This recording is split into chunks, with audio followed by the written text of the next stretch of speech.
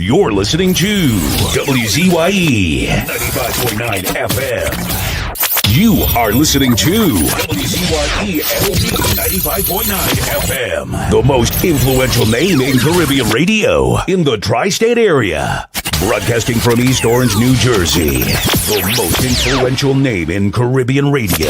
WZYE 95.9 FM.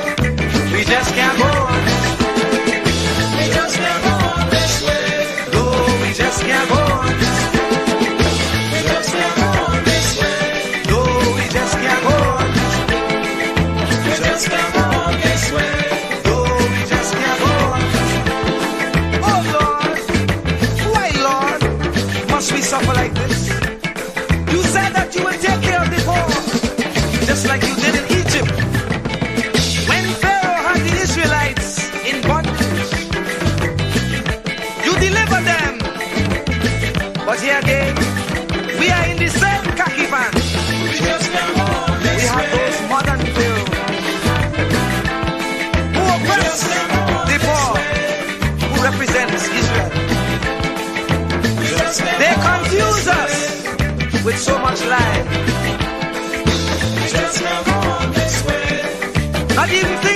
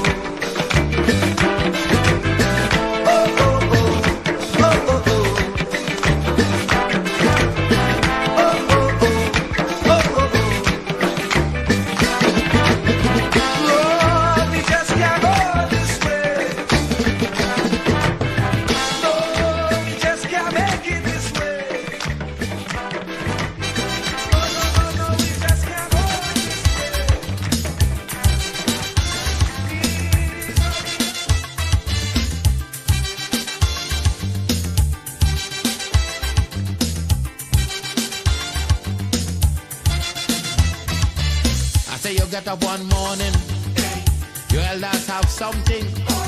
You don't know how they get it, but you want to use it. But if you ask them old people to get the things what they went through, ask them this any day, and your parents sure to say, black man have to keep on jamming, for black man to get a little something. Make up your mind, brother, that you're able to get a pulley and jam with the devil. Why? Black man have to keep on jamming, for black man to get a little something. Make up your mind, brother, that you're ready to swim offshore and hold your boat steady. Black man have to keep on jamming, for black man to get a little something. So when you hear you get a little something with that dragon, now you keep watching, because I don't tell you already. Black man don't get nothing easy.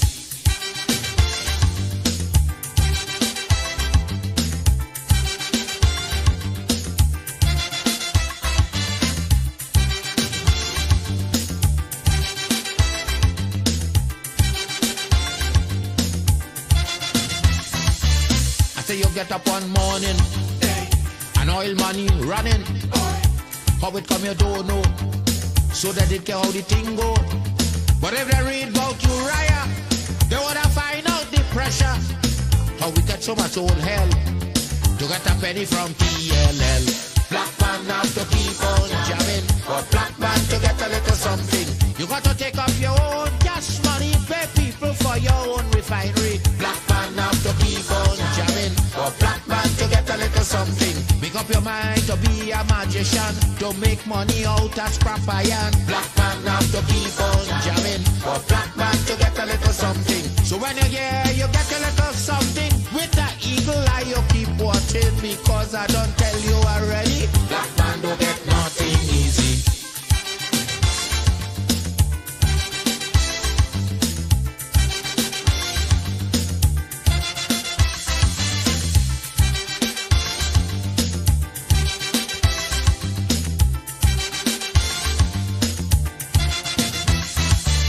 I say we got up one morning, independence happening, getting the thing come easy. Now they're taking liberty, but if they know about petition, we are to send to England for some woman to tell we in this colony free. Black man have to keep on jamming, for black man to get a little something. You got to go to conference in England to get independence in your own land. Black man have to keep on jamming, for black man to get a little something. People hold you, humiliate you, turn on and sell you, and then they free you. Black man have to keep on jamming, for black man to get a little something. So when you hear you get a little something with that dragon, now you keep watching, because I don't tell you already. Black man don't get nothing easy.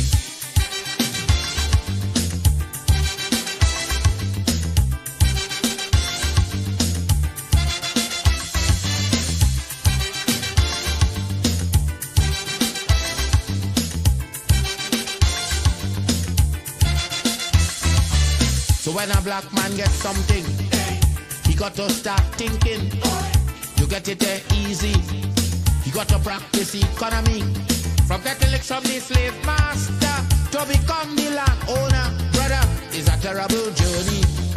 Back with plenty brutality. Black man have to keep on jamming, for black man to get a little something. You got to rise up, you got to stand up. Make up your mind, you will always stay on top. Black man have to keep on jamming, for black man to get a little something. You got to go to conference in England to get independence in your own land. Black man have to keep on jamming, for black man to get a little something. You got to take up your own cash money, pay people for your own refinery. Black man have to keep on jamming, for black man to get a little something. Make up your mind to be a magician, to make money out of scrap iron. Black man have to keep on jamming, for black. Keep me as the apple of thine eye. Hide me under the shadow of thy wing. O Lord, my Savior. It's so hard to deal with personal struggle. So sad when you feel alone in your trouble. It's real hard when you want to talk to a brother. It's so bad because because of how some look at you after. So Jesus, come and be while you fix it. Come and be while you fix it. Come and be while you fix it. Jesus, come and be. Come and be while you fix it. Come and be while you fix it. Come and be while you fix it. Jesus, come and be. Cover my head. Satan want me dead. Cover my back from human attack. So Jesus, come and be while you fix it. Come and be while you fix it. Jesus, come and be while you fix it. Jesus, come and be. People see you smile, but don't know the hurt that you're feeling. Even as God's child, at times your heart does be bleeding. Where can you go when you're really looking for healing? Who know how to flow when your soul needs some restoring? So Jesus, come and be while you fix it. Come and be while you fix it. Come and be while you fix it. Jesus, come and be. Come and be while you fix it. Come and be while you fix it. Come and be while you fix it. Jesus, come and be. Cover me home from evils unknown. Cover my feet so I'll never retreat. Oh Lord, cover me while you fix it. Cover me while you fix it. Cover me while you fix it. Jesus, cover me.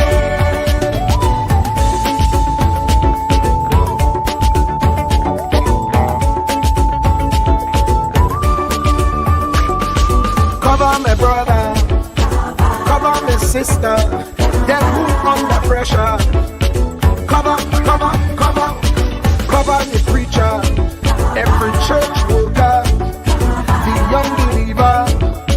Cover the worship leader and intercessor, every gospel minister. Cover. Jesus alone is the one who have the real answer. The one on the throne is the true and loving Father. He will hold your hand and keep you from going under. He will make you stand and let you know he's a fixer. Cover me while you fix it. Cover me while you fix it. Jesus, cover me while you fix it. Jesus, cover me. Cover me while you fix it. Cover me while you fix it. Cover me while you fix it. Jesus, cover me. Cover me mind. You know the struggle sometimes. Cover me mouth, that the wrong thing wouldn't come out. Oh Lord, cover me while you fix it. Cover me while you fix it. Cover me while you fix it. Jesus, cover me. Cover the Christian in the midst of aggression with the power of your right hand. Jesus, cover them helpless children. Jesus, defend them. Send help from heaven. Jesus, cover all them radio stations that blessing the nation. Grant divine protection. Jesus, cover me.